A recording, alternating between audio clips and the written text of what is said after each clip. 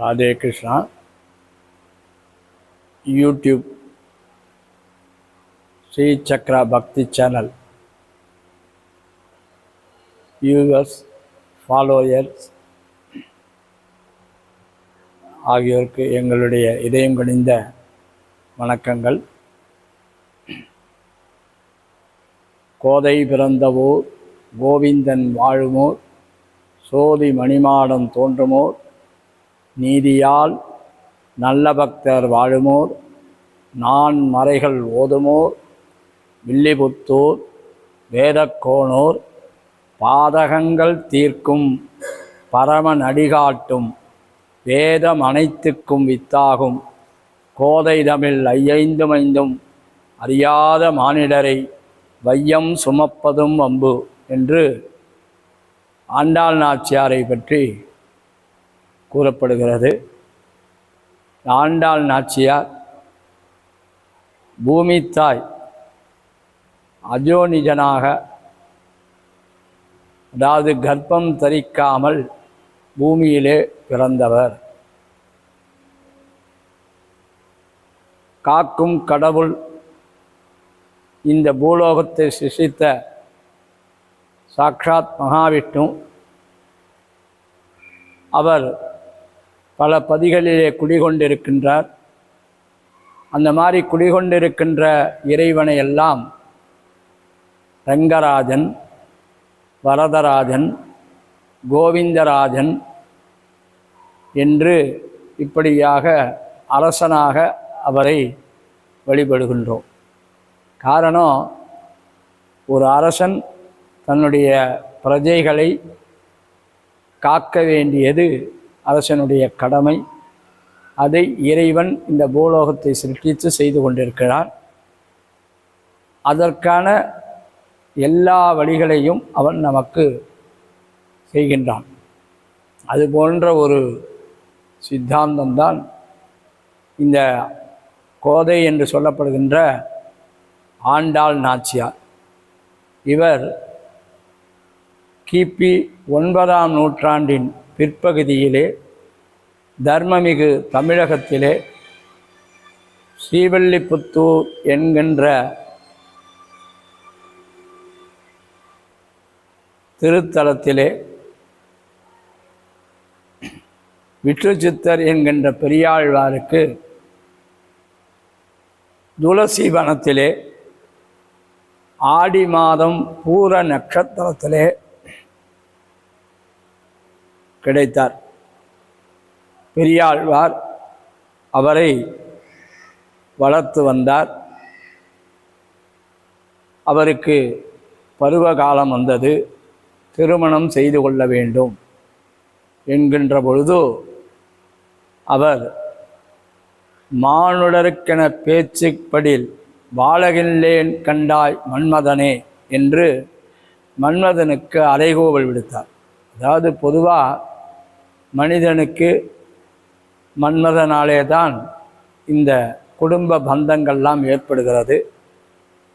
அதை மனுஷனுக்குன்னு சொன்னால் நான் ஏற்றுக்க மாட்டேன், இறைவனுக்குன்னு எனக்கு நீ ஆசையை கொடுத்தால் நான் அதை ஏற்றுக்கொள்வேன் என்று மன்மதனுக்கு சொன்னான். அது இறைவனையே திருமணம் செய்து கொள்வேன் என்கின்ற ஒரு வைராக்கிய சிந்தனை, தன்னம்பிக்கை, கான்ஃபிடன்ஸ் வச்சுருந்தா. அதனால் இறைவன் இதை எதுக்காக நமக்கு சுட்டி காட்டுகிறான் அப்படின்னு சொன்னால், இந்த உலகத்தில் நிறையா பசங்க 10வது படிக்கிறா, 11வது படிக்கிறா, 12வது படிக்கிறா, நீட் தேர்வு எழுதுகிறா. இந்த மாதிரிகள்லாம் எழுதிட்டு அதில் ஃபெயில் ஆகிட்டா மனசு சங்கடப்படுறான். மனசை சங்கடப்பட்டு தவறான முடிவுகளை எடுக்கிறான். அந்த மாதிரி ஏற்படக்கூடாது. நம்மளுடைய தன்னம்பிக்கை இருந்தால் நாம் வாழ்க்கையில் ஜெயிக்கலாம் அப்படிங்கிறதுக்கு உதாரணம் காட்ட வேண்டும் என்பதற்காக தன்னுடைய பூமி தாயாக இருக்கக்கூடிய அந்த தேவியை அவதாரம் செய்ய வைத்து இந்த மாதிரி தன்னம்பிக்கையோடு வாழ வேண்டும் என்பதை கற்றுத்தருவதற்காக இது பண்ணார். சிந்தித்து பாருங்கள். மானுடன் இறைவனை திருமணம் செய்து கொள்ள முடியாது. எப்படி செய்து கொள்ள முடியும்? அது ஆண்டாள் நாச்சியாரே தன்னுடைய பாசுரங்களிலே தெரிவிக்கிறார். ஊரெல்லாம் என்னை கேலி பேசுகிறது, நான் எப்படி இது பண்ண போகிறேன், எனக்கு தெரியல, நீ தான் எல்லாம் அப்படிங்கிற மாதிரி இறைவனிடத்தில் விட்டு விடுகிறார். பிறகு எம்பெருமானையே திருமணம் செய்து கொள்ளார். உலகியல் நெறிமுறைகளிலே இல்லாத ஒரு சம்பவத்தை கூட தன்னுடைய தன்னம்பிக்கையின் வாயிலாக நிலைநாட்டினார் ஆண்டாள் நாச்சியார். அப்படி இருக்கின்ற பொழுது உலகியல் நெறியில் சார்ந்ததான இது போன்ற தேர்வுகளிலோ அல்லது வேறு ஏதாவது ஒரு சந்தர்ப்ப சூழ்நிலைகளிலோ நாம் தன்னம்பிக்கையோடு வாழ வேண்டும் என்பதற்காக அவதாரம் செய்யப்பட்டது இந்த ஆண்டாள் நாச்சியாருடைய அவதாரம்.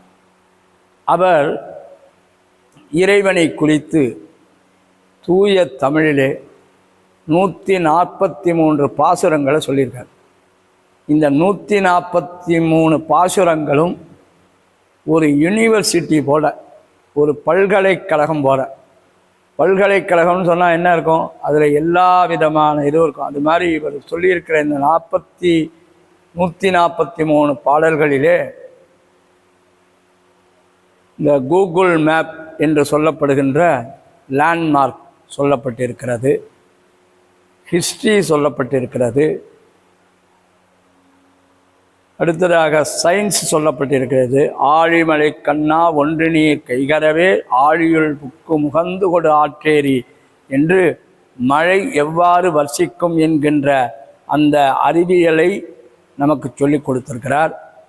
அதே போல் அக்காரம் 100 தடாவில் அக்கார அடிசல் சொன்னேன் அப்படின்னு சொல்லி கேட்ரிங் டெக்னாலஜியை நமக்கு சொல்லி இருக்கிறார். ஈரைந்தும் வல்லவர் என்று 2, 5, 10 அப்படிங்கிறத அந்த மேத்தமெட்டிக்ஸை நமக்கு சொல்லி கொடுத்துருக்கிறார். அது மட்டும் இல்லாது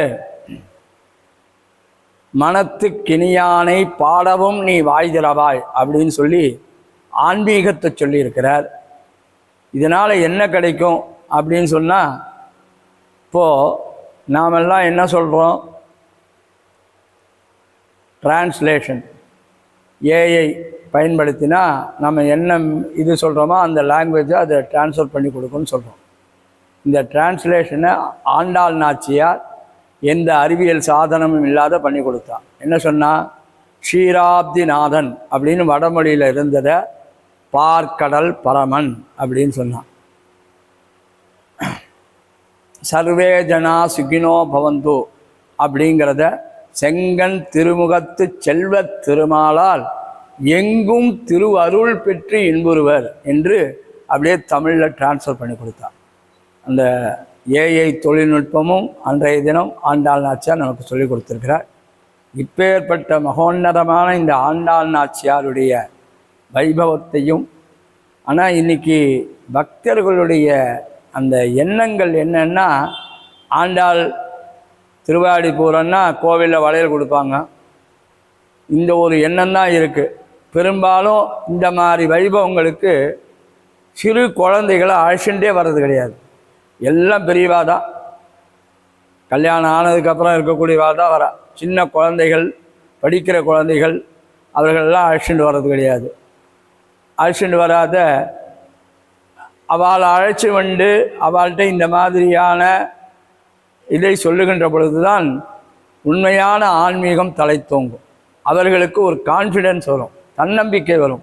ஆண்டாள் எப்படி தன்னம்பிக்கையோடு இருந்தாலோ அதுபோல் நாம் தன்னம்பிக்கையோடு இருக்கலாம். கண்டிப்பாக என்னால் 10வது பாஸ் பண்ண முடியும் அப்படின்னு ஒரு குழந்தை மனசில் தன்னம்பிக்கையை எடுத்துட்டுனா, செல்ஃப் இன்ட்ரெஸ்ட் எடுத்துட்டுனா, ஏன்னா அது ஒன்றும் கடினம் கிடையாது. எப்படி இருந்தாலும் இவர்கள் படித்து தான் ஆகணும், அவங்களுக்கு அப்போ அதுதான் வேலை, வேறு வேலை கிடையாது. ஆகையினால் அந்த படிப்பின் மீது அக்கறை வரும், ஆசை வரும், ஒரு தன்னம்பிக்கை வரும், நானும் பாஸ் செய்வேன் என்கின்ற எண்ணம் வரும். இவற்றை கொடுப்பதற்காகத்தான் இறைவன் ஆண்டாளை அவதாரம் செய்ய வைத்தார்.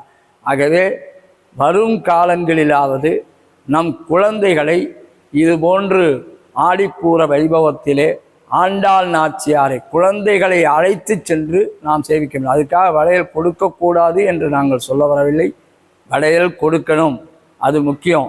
ஆனால் அந்த வளையலை கொடுப்பதோடு உண்மையான அதனுடைய பொருளை நம் குழந்தைகளுக்கு எடுத்துச் சொல்ல வேண்டும் என்று கேட்டுக்கொள்கின்றோம். மங்களானி பவந்து.